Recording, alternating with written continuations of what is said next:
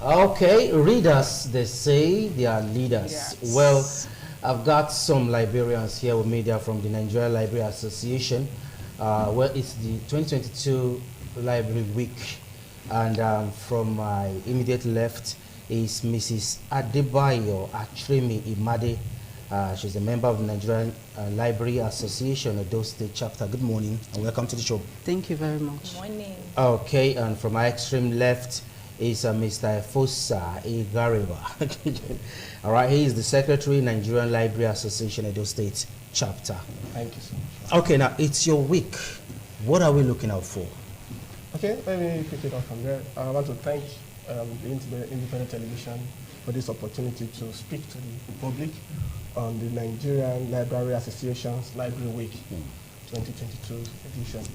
The Library Week is put together by the Nigerian Library Association to sensitize the general public on the importance of the library. And this year we are looking at revitalizing school libraries in Nigeria, the way forward.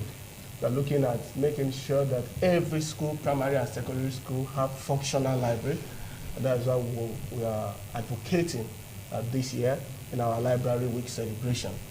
Making sure that not just that schools are built, government and private, but alongside they have a functional library to go with it. Because like we always say, library is the heart of every education, whether from primary up to the university system. Okay, Mrs. Adebayo. Now, those days, people take reading very serious. In fact, some read with lanterns and under strict conditions. They still find themselves reading. But these days, where you have smartphones, Even with the comfort, internet, yeah, and social media, people spend more time on social media than reading. So how do we now start inculcating or imbibing the art, the culture of reading in this young generation?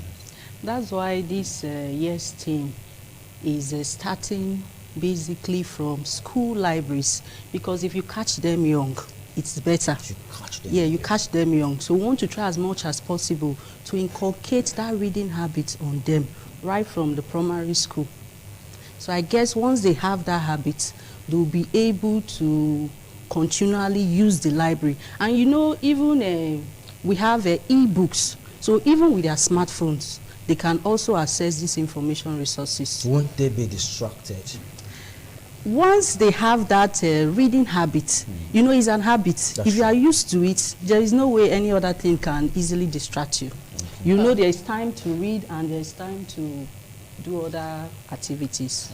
Okay. Now, in a bid to inculcate the reading habits in the young ones, now, do you think having libraries in various institutions, private, government, should be a standard? As a matter of fact, that's one of the things we are pushing this year. It's one of our very core team this year. We cannot run away from the fact that many schools these days are set up without libraries. Hence, we are saying revitalize those school libraries. Where anyone is going moribund, bring them back. You know, we can't set up schools and there is no place for functional reading. Now you were talking about, Brian was talking about the phones, their smartphones, students using smartphones. The truth is this. We can't run away also from the digital age. Things are going digital. So one of our aims is also to meet the children on their phones. We want to meet them on their laptop. So books and e-books today are available. So if we set up traditional library, we also can set up the school library, e-library, digital library side by side. So we are not running away from the fact that we are going digital, but we want to make sure that whether you are going digital or you are going with the physical material, every school, both government and private school, should have a standard functional library, you know, being put in place. That was one of the reasons. Tomorrow, we are trying to make sure that we bring schools together, principals, and to sensitize them on the need to have school libraries in every school. And since it's a school library, you may not even need too much bogus building. Let's start from somewhere. A room. A room can for a primary, a secondary school. You know, many of us here in our primary and secondary school, we have this library. But if you go to schools today, even some supposedly standard school, you will find that there is no functional libraries, in these schools. But most times you find outdated books Exactly. that are not relevant. Yes. You go to the library with the intention to read, but you don't find relevant books. So how do we now match this? When you use the word relevant book, you see, currency in library cannot be overcast. I always use the word currency or recency of materials. Again, that is where the e-library complements. Yes. As we sit down here now, if you go to any of the e-learning process, you can find 2022 book or article online. However, the library is a growing organism. You don't get to a point in the library and say, oh, we've acquired all. We can't also get to a point and throw away material. Of course, there's a place for weeding, but as you acquire more, we keep some of the older ones. But to answer your question directly, that is why we complement with the e-library. The e-books, the e-journals, the e-articles help us to complement for recency. So, okay, you want to For that respond currency. to that? Yeah. For the currency Yes. of the books. So that's why most times there is a word that we use in librarianship, collection development. We are not saying that all the heads of schools should acquire these books at a time.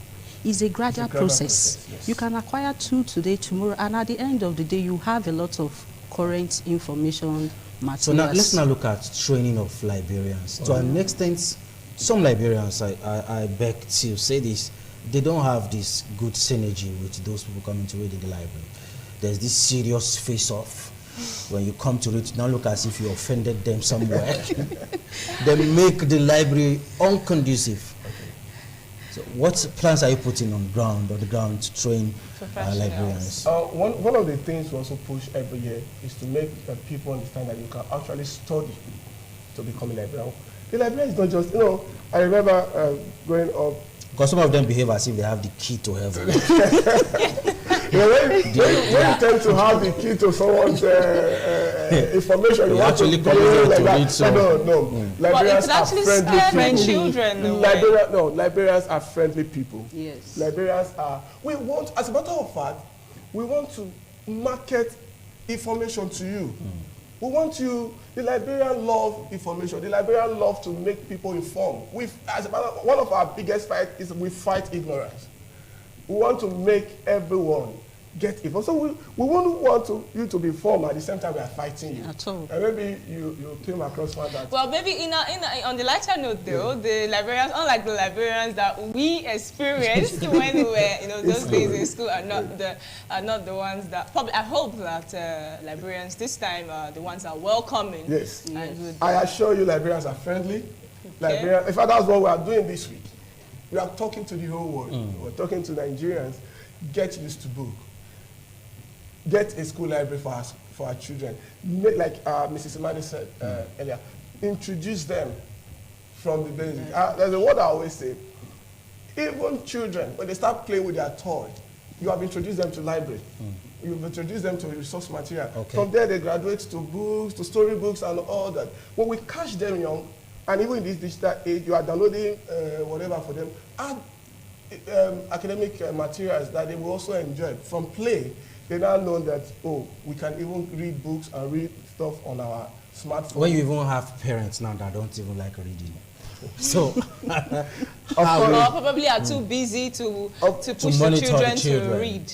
Nobody should be. If I let me quickly say this, no parent should be too busy for their children. No parent should be too busy for their children. That's why, one of those who want to also sensitize our parents, introduce your children to reading from the cradle. Yeah. Introduce them to wanting to seek knowledge. As a matter of fact, one of the things that help us growing up, I'm sure you also, that we ever flock to read. Sure. You must do your assignment. You must do your assignment. Well, I do not actually fancy being flogged to the read. point I'm trying to raise is, even our parents, at some point, you were forced. No, I'm not talking about now. Okay. The point I'm trying to make is that at some point, our parents forced us to read that they will even pick up the pen. Of course, these days, if you use that approach, you may not get it right. Yes. But every parent must have a way to persuade their children, to persuade their world, to be book loving. Now, to an extent, library as a course seems to be fading out. To an extent, okay, to an extent. Maybe I may not be correct because you hardly see people telling you I just got admission. Let me tell you this that is this still relevant? Library schools are increasing. Okay. Yes. Educate us now. Even in year one, I wouldn't want to mention. I don't know if I'm permitted to mention names of schools. No, let's not mention. No, I can. Okay. But I want to tell you that even the number of schools that are having library information departments are increasing. Yes. Okay. I remember growing up, there were just 1 or 2 schools in Southside here that were doing. But as we stand, almost every university, even private university. So when I was in school, it was a unit course. That was in your GST. Yes, But Not just for the GST. I remember. Yeah, that's what I'm No, saying. but in the Year one. department, in the library. It was a borrowed course and it's a full-blown department. I really do not know about sciences. Okay. But for art and social science, where we actually studied, Yes. it was actually one of the major courses. You know, I do not know if that was GST. because it was in the line of mass communication. But I'm talking about those in sciences. Okay. Do they also hold library studies in high esteem, the way we in art see it as? Let me quickly come in here. Let me get some points clear here. Library and information science is a department of its own. Okay. Okay. It's a course of study. People study up to masters and PhD. PhD degrees. Okay. You know, we have professors. As we stand, we have close to 4 or so professors of library information science in Edo State. I'm not talking about Nigeria, just Wow. in Edo State. You know, university librarians. All universities today, Edo State have one of the highest number of universities. Okay, now, And all these universities have librarians. Adebayo Imade, you've been silent for a while now. So what are some of the problems, some of the challenges that you guys faced in your day-to-day runnings?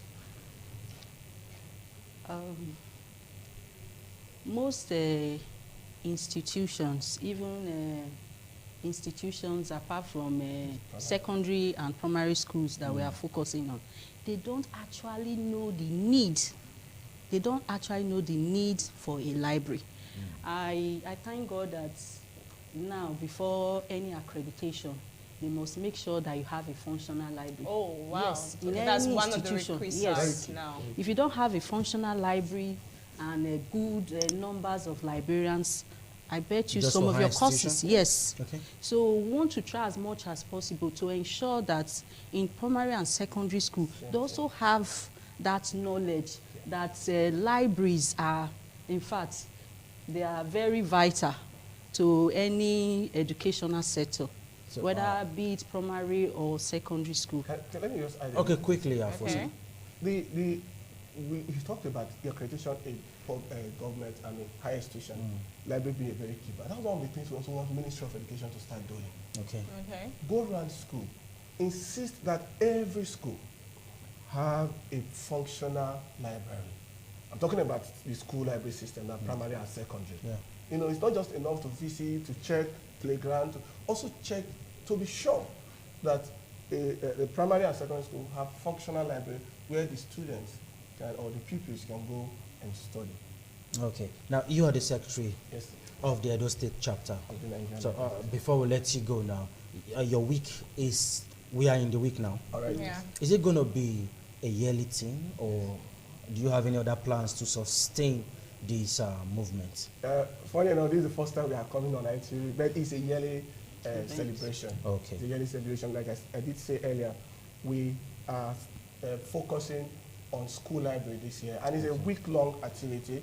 For example, tomorrow, all librarians in Edo State will be converging. When I say Edo State, from Edo North, Edo Central, all librarians in schools and higher institutions and government parastatal, we are going to converge at the secretarial building in Benin here.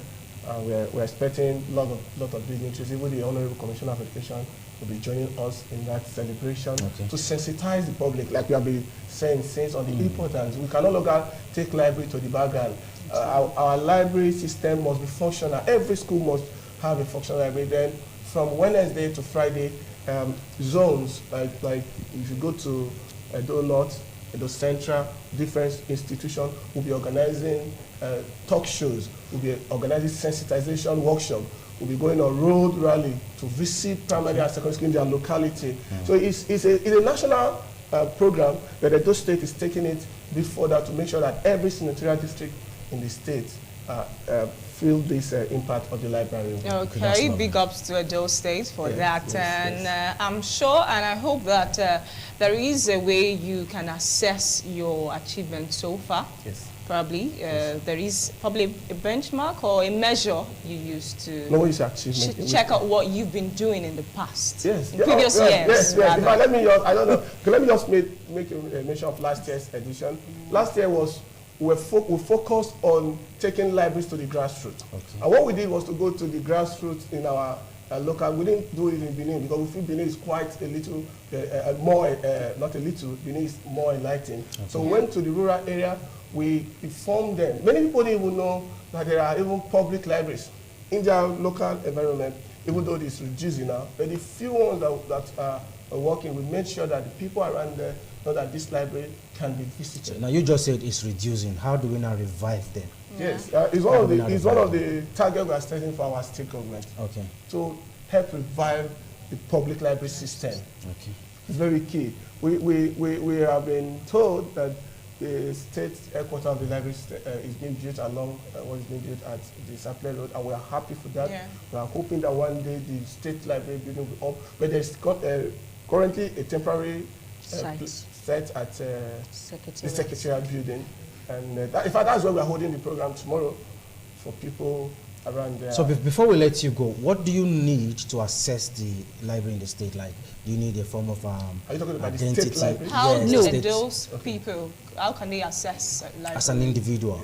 Yeah. You want to respond? Yes. Yeah. The State Library Board is popularly known as the People University. That is because everybody, irrespective of your age, you have free access. Yes. So you don't need any form of registration, identity? No, at all. Okay.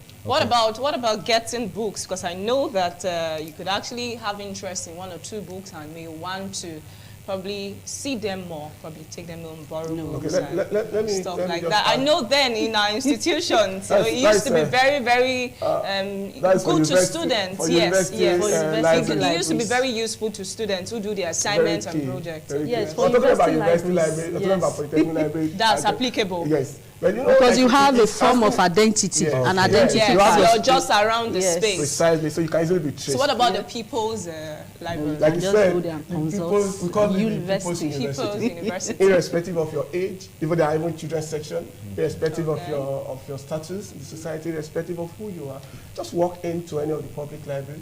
You are permitted to read. But we try to restrict borrowing, like you are trying to raise now, because you know, cannot really trace. Yes. You know, you're complaining about books reducing. Yes, probably that were one of the reasons why, I guess. So we try to reduce borrowing public library. Yeah. In order not to have limited books in the shelf. Keep reducing. Okay, thank you so much, Afosa and Demade, for taking time. We wish you a blissful library. So, Praise, I guess we'll visit the library one of these days and read something. Absolutely. I want to welcome all of you. Join us tomorrow. Let's celebrate our week. Okay, thank you so much. All right, now, Solomon Aina is standing by. This sports segment up next. Don't go nowhere.